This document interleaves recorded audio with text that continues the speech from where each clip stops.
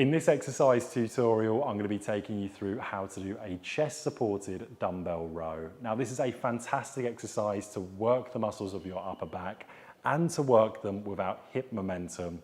And what I mean by that is when we come up into a standing position of a dumbbell row or a barbell row, we've got that temptation to use the hips a little bit to help us out with the dumbbell or barbell row movement.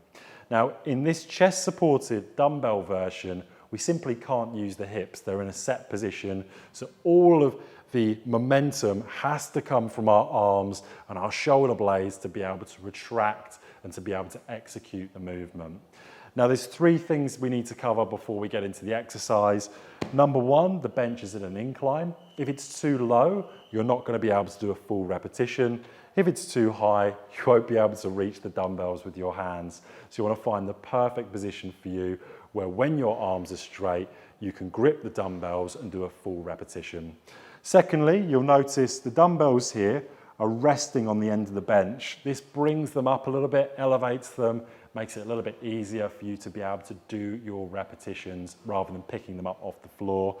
Now, when I do the movement, you'll notice, as opposed to me rowing and having quite a neutral position with the wrists, I'm actually going to be bringing the dumbbells in slightly and rowing like so.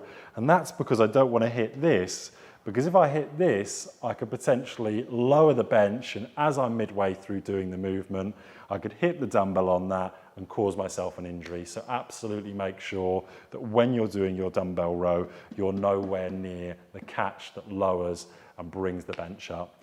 So you're going to start off in a position where you're on the bench, your chest's on the bench, your stomach and your hips are completely set. From here, pick up those dumbbells. I'm going to slant the dumbbells out slightly, and I want you to bring your shoulders back first, and now retract your shoulder blades as you come up.